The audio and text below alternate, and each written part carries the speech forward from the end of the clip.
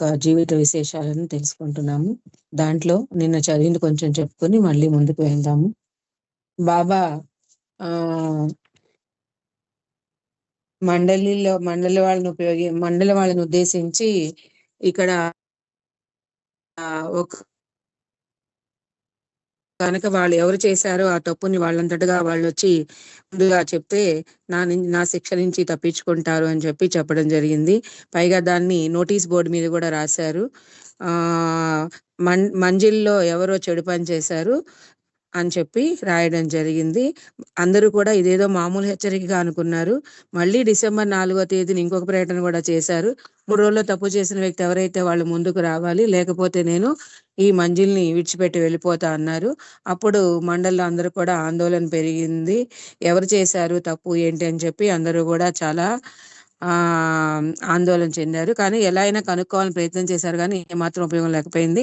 మళ్ళీ డిసెంబర్ 6వ తేదీన తన తప్పు ఏమిటో అంగీకరించడానికి కేవలం ఒక రోజే మిగిలిందని, లేకపోతే నేను వెళ్ళిపోతానని మళ్ళీ బాబా రాయించడం జరిగింది 1922 సంవత్సరం. ఇలా వీళ్ళందరూ కూడా భయపడుతున్నారు. ఎవరు చేశారు తప్పు ఏంటి, ఆ ఒక్కని కోసం అందరూ శిక్షింపబడాలని అందరూ బాధపడుతూ మదనపడుతూ ఉన్నారు. సమయం అయిపోతుంది.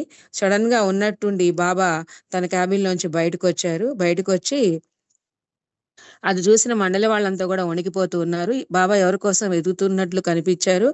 అంతలో ఒక్కసారిగా సింహంలాగా మెహబూబ్ మీద పడి నువ్వు చెడ్డ పనేమీ చేయలేదా అని గట్టిగా ప్రశ్నించారు బాబా. ఆ మెహబూబ్ భయంతో బిగుసుకుపోయాడు. అయినా బింకంగా తప్పు చేయలేదని చెప్పి బయటికి చెప్పడం జరిగింది. నాతో అబద్ధం ఆడడానికి నీకు సిగ్గులేదా అని బాబా గట్టిగా ఘీంకరించారు. తప్పు చేసిన ప్రదేశం, తప్పు జరిగినటువంటి పరిస్థితులు, ఈ తప్పులో భాగం పంచుకున్న మహిళ పేరు అన్నీ చెప్పగానే మెహబూబ్ తన తప్పును ఒప్పేసుకున్నాడు. బాబా తను అన్నీ చూసినట్లే మాట్లాడారు. మండలి కళ్యాణ్ వెళ్ళినప్పుడు పాయఖానా శుభ్రమర్చినటువంటి ఆ నిమ్న జాతి మహిళతో శారీరక సౌఖ్యాన్ని పొందాను అని తప్పైపోయిందని నలుగురు ముందు తలదించుకున్నాడు మెహబూబ్. తప్పు చేసిన మెహబూబ్ని క్షమించినప్పటికీ కూడా అతడు మంజిల్లో ఇకపై ఉండడానికి ఏమాత్రం అర్హుడు కాదు అని చెప్పి బాబా అన్నారు. అతన్ని మున్షీం రహీం ఇంటికి పంపించేశారు. అతనికి ఏమైనా మరో ఉద్యోగం బొంబాయిలో చూపించమని మున్షీతో చెప్పడం జరిగింది. నావల్ తలాతి చాలా రోజులుగా అనారోగ్యంగా ఉన్నాడు. బాబా అతడి ఇంటికి తరచూ వెళ్తూ బాగోగులు పరామర్శిస్తూ ఉండేవారు. నావల్ అనారోగ్యంతో బాధపడుతున్న సమయంలో ఒక రోజున షిరిడి సాయిబాబా అతని కలలో కల్పించి ఇలా చెప్పారు. ఇక్కడ వరకు నిన్న జరిగింది, ఇప్పుడు మనం తెలుసుకుందాం. నీవు అనుభవించే కష్టాలన్నీ మెహర్ బాబా కావాలని నీకు కలుగజేస్తున్నవే. మెహర్ బాబా చిన్న వయసులో ఉండడం వలన నీవు ఇంకా మెహర్ బాబా యొక్క ప్రత్యేకతను తెలుసుకోలేకపోతున్నావు. మెహర్ బాబాను రసూల్ ఏ ఖుదా అంటే మహమ్మద్ అని నీవు పిలిచినా తప్పేమీ లేదు. అతన్ని వదిలిపెట్టకు. మండలిలో ఉన్న చాలా మంది మెహర్ బాబాను వదిలి వెళ్ళిపోతారు. కేవలం 14 మంది మాత్రమే ఆయనతో మిగులుతారు. కానీ నేను ఉపాసిని మహారాజు కలిసి నీవు మెహర్ బాబా మండలిలో కొనసాగేగా చూస్తామని చెప్పారు. నావల్కు సాయిబాబా ఉపాసిని మహారాజులపై దైవత్వం ఎంతో గురి. ఈ కలలో సాయిబాబా నుండి విన్న మాటలతో మెహర్ బాబా దివ్యత్వంపై నావల్కు విశ్వాసం ఇంకా దృఢపడింది. అది డిసెంబర్ 22వ తేదీ. మీకు నేను ఇచ్చే ఆదేశాలను 100% మనస్ఫూర్తిగా అమలుపరచడం లేదు అని మండలి వారిని బాబా గట్టిగా హెచ్చరించారు. నేను మీకు ఇచ్చే ఆజ్ఞల పట్ల సరైన శ్రద్ధ చూపడం లేదు అని విసుక్కున్నారు. నిర్లక్ష్యంతో కూడిన మీ ప్రవర్తన కారణంగా నేను ఈ రోజు నుండి భోజనం చెయ్యను, మంచినీరు త్రాగను అని ప్రకటించారు. మరో మాట మాట్లాడకుండా నిద్రపోతానంటూ మధ్యాహ్నం 4 గంటలకే తన గదికి వెళ్ళిపోయారు. ఆ మర్నాడు నోటీస్ బోర్డు మీద బాబా ఈ విధంగా రాయించారు. నిర్ణీత సంఖ్యలో ఉపాసిని మహారాజ్ జీవిత చరిత్ర పుస్తకాలు, మోటారు కారు లాటరీ టిక్కెట్లు డిసెంబర్ 31వ తేదీలాగా అమ్మలేని వారికి మంజిల్ ఇమి మూసివేయబడుతుంది. నేనేమీ మాట్లాడడం లేదంటే చిన్న చిన్న ఆదేశాలను పాటించవలసిన అవసరం లేదు అని కాదు. మీరు ఎంతగా నా ఆదేశాల పట్ల అశ్రద్ధ వహిస్తారో అంతగా నేను మీ నుండి దూరంగా ఏకాంతంగా ఉంటాను.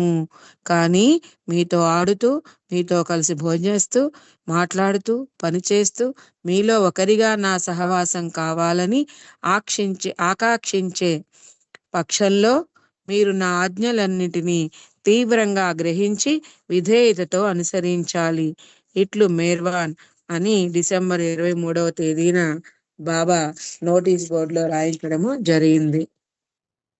డిసెంబరు 24వ తేదీ 1922వ సంవత్సరం ఉదయం 11 గంటలకు మెహర్ బాబా తన మండలిలోని 14 మందిని గదికి పిలిపించారు. ఆధ్యాత్మిక కారణాల వల్ల నేను ఏకాంతవాసంలో ఉంటున్నాను. ఇటీవల మహారాజ్ సాకోరిలో తనకు తానుగా వెదురుతో చేసిన బోనులో బందీ చేసుకున్నారు. ఆయన తన మండలి వారి మంచి కోసం ఎన్నో బాధలు అనుభవిస్తున్నారు. నా అసలైన ఆధ్యాత్మిక కార్యక్రమం ప్రారంభమైంది.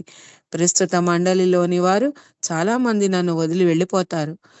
ఈ మాటల్లోని నా ఆంతర్యం మీకే తెలిసి వస్తుంది అని వారితో బాబా అనగానే ఆ 14 మంది మండలి సభ్యులు తాము అన్ని వేళలా బాబానే అంటిపెట్టుకుని ఉంటామని మనస్ఫూర్తిగా తిరిగి వాగ్దానం చేశారు.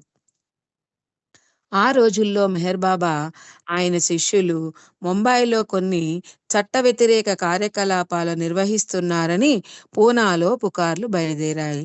ప్రజల్ని మోసగించి వారి సొమ్ము దోచుకోవడానికి మెహర్ బాబా ముంబై వెళ్లారని వదంతులు ప్రబలాయి. మంజిల్ ఈ మీమ్లో ఒక ఇరానీ సన్యాసి అతని అనుచరులు కలిసి అమాయక ప్రజలను ప్రలోభపెట్టి ఆకర్షించి వారి వద్ద ఉన్న ఆస్తులను దోచుకుంటున్నారని పూనాలో కొందరు చెప్పుకోసాగారు. కానీ ఈ పుకార్లతో బాబా ఏ మాత్రమూ కలత చెందలేదు. ఆ రకంగా మెహర్ బాబా తన కార్యక్రమాలు ప్రారంభించగానే కొంత వ్యతిరేకత మొదలయ్యింది. మెహర్ బాబా చేపట్టిన ఆధ్యాత్మిక కార్యక్రమాలలో వ్యతిరేకత కూడా ఒక భాగమేనని మండలి సభ్యులకు తర్వాత తెలిసింది. అప్పుడప్పుడు బాబా తన శత్రువులను, విమర్శకులను మనసు విప్పి మాట్లాడమని ప్రోత్సహిస్తుండేవారు. తాను చేపట్టిన కార్యక్రమానికి విమర్శలు ఎంతో లాభదాయకమని తరచుగా అనేవారు ఆయన. డిసెంబర్ 27వ తేదీన బాబా మండలి వారందరినీ తన గదిలోకి రమ్మనమని పిలిచారు. ఆయన అప్పటికి 5 రోజులుగా ఏమీ తినడం లేదు, మంచినీళ్లు కూడా త్రాగలేదు. ఏకాంతంగా తన గదిలోనే ఉపవాసంతో ఉంటున్నారు. నేను ఇచ్చే దైనందిన ఆదేశాల నుండి మండలి వారు విముక్తులు కావాలనుకుంటున్నారా అని వారిని బాబా అడిగారు. పెద్ద చర్చ జరిగిన తరువాత నిర్ణీతమైన 28 ఆదేశాలను మాత్రం పాటించాలని, గతంలో బాబా అప్పుడప్పుడు ఇచ్చిన ఇతర ఆదేశాలన్నీ ఇకపై ఉపసంహరించబడతాయని ఒక నిర్ణయం జరిగింది. ఇప్పటిదాకా నా ఆదేశాలన్నీ నోటిమాటగానే ఉంటున్నాయి. కానీ ఇకపై గతంలోని 7 ఆదేశాలు, ప్రస్తుతం ఇస్తున్న 28 ఆదేశాలు టైపు చేయించి కాపీలను మండలి సభ్యులందరికీ అందచేయాలి అని బాబా అన్నారు.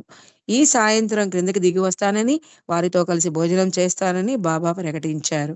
ఇకపై 24 గంటల్లో ఒక్కసారి మాత్రమే తాను భోజనం చేస్తా అన్నారు. ఈ అర్ధ దివస ఉపవాసము తిరిగి కొత్త ఆదేశాలు జారీ చేసేదాకా కొనసాగుతుందన్నారు. బాబా ఘనీ కేసు తిరిగి మీర్జాతో పుస్తకాలను బైండర్ చేశాడు. చెప్పు, ఈ రోజు సాయంత్రం తాను పంపబోయే కవ్వాలి గాయకుడు అనుకున్న సమయం కంటే ముందుగానే వస్తే బాగుంటుందని కబురు చేయమని అన్నారు. ఘనీ మీర్జాను కలిసి విషయం చెప్పగా అతడు అన్ని ఏర్పాట్లు తగినట్లుగా చేశాడు. కవ్వాలి కార్యక్రమానికి మీర్జాను కూడా రమ్మని ఘనీ పిలిచాడు. అదే ఘనీ చేసిన పెద్ద తప్పు.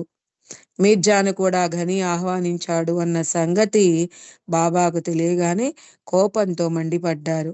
మీర్జా రాగానే తక్షణం అతన్ని వెనక్కు పంపేయండి ఆదేశించారు. కవ్వాలి కార్యక్రమాన్ని ఏర్పాటు చేసిన మీర్జాను ఈ కార్యక్రమానికి హాజరు కాకుండా నిర్దయగా, అమర్యాదగా వెళ్ళిపోమని చెప్పడానికి ఘనీ కొంత తత్తరపడ్డాడు. కవ్వాలి గాయకుడు, అతడి బృందము మంజిలికి వచ్చారు. కానీ వాళ్లతో మీర్జా రాలేదు. మీర్జాకు అకస్మాత్తుగా తీవ్ర జ్వరం వచ్చిందట.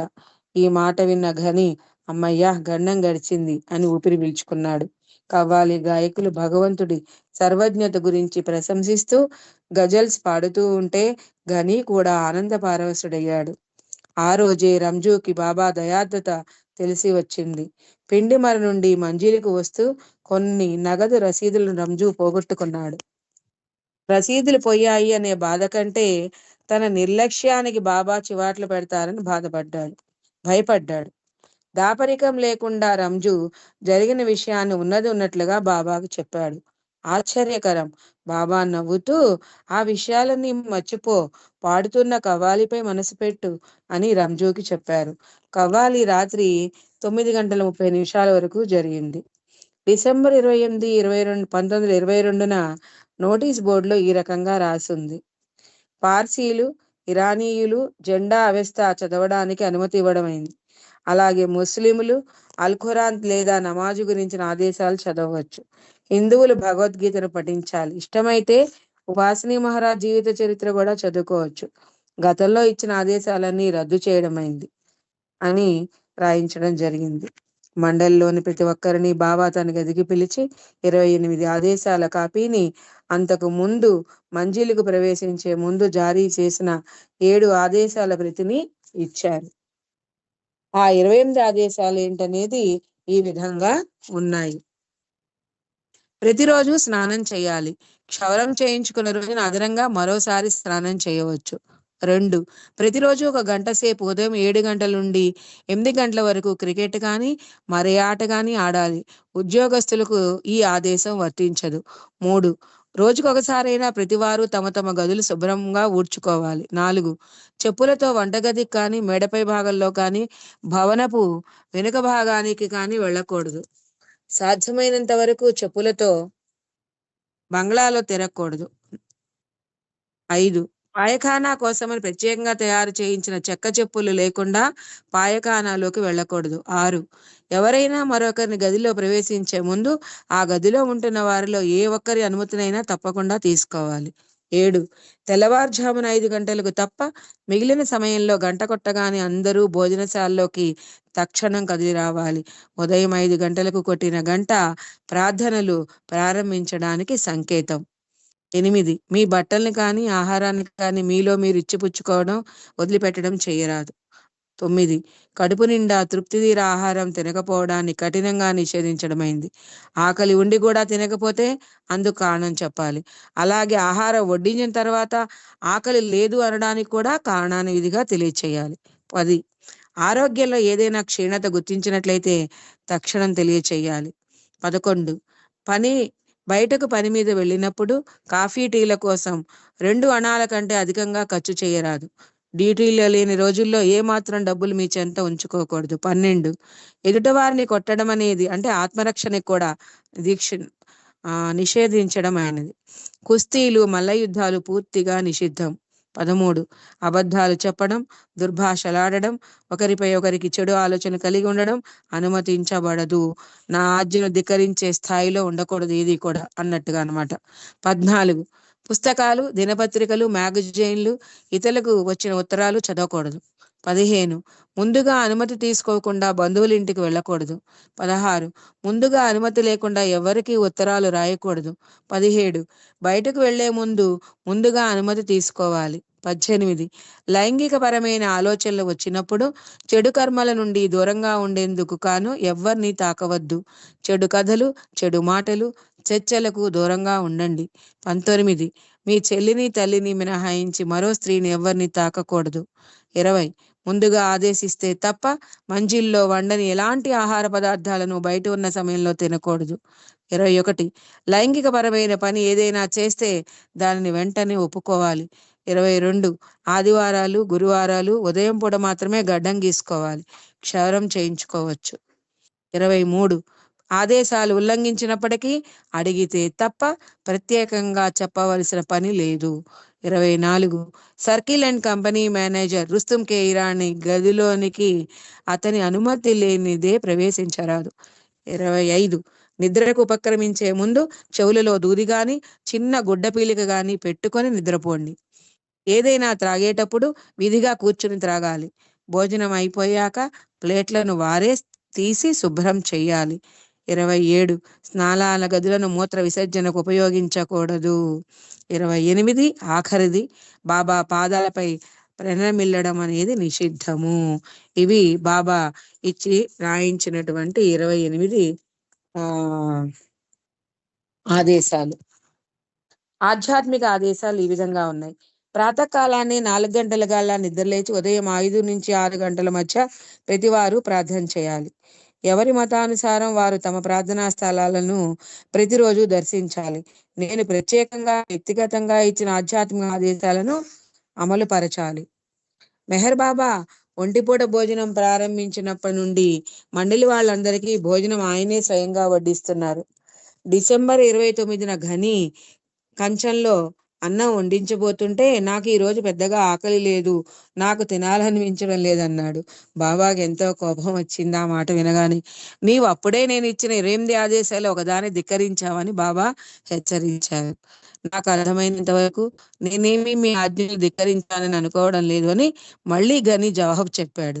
గనీని చివాట్లు పెడుతూ అకస్మాత్తుగా బాబా తన చేతిలో ఉన్న భోజనం కంచాన్ని బెహరంజీ కేసి విసిరేశారు. వాతావరణం అంతా ఉద్రిక్తమైంది. బెహరంజీ కింద పడిన భోజనాన్ని ఎత్తి వంటశాలను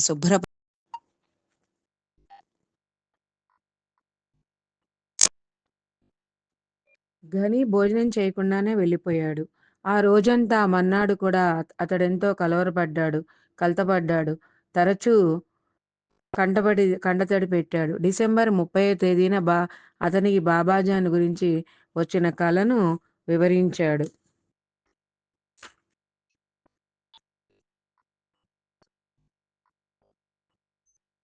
పూణేలోని చార్బావడిలో బాబాజాన్ చెంత తాను కూర్చున్నట్లు, బాబాజాన్ తనపై ఎంతో కోపంతో ముఖం చిట్లించినట్లు తాను మొదట్లో భావించాను. కానీ కొద్దిసేపు అయ్యాక ఆమె నా వీపును ఆమె వీపుతో ఆనిచ్చి ప్రేమతో దగ్గరకు తీసుకుంది.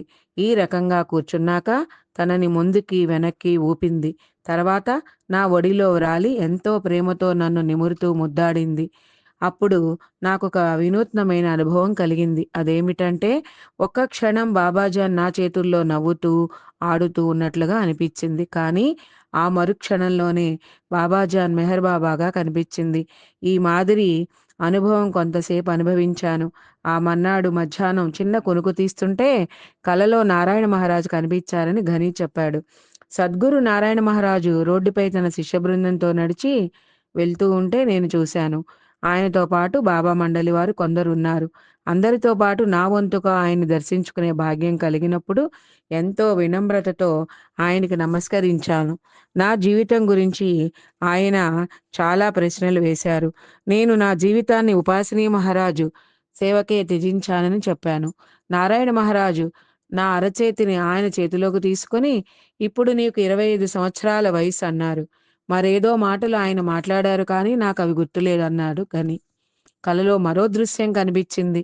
నేను లోనావాలాలో మా ఇంటి ముందున్నాను. అక్కడ చాలా మంది ప్రజలున్నారు.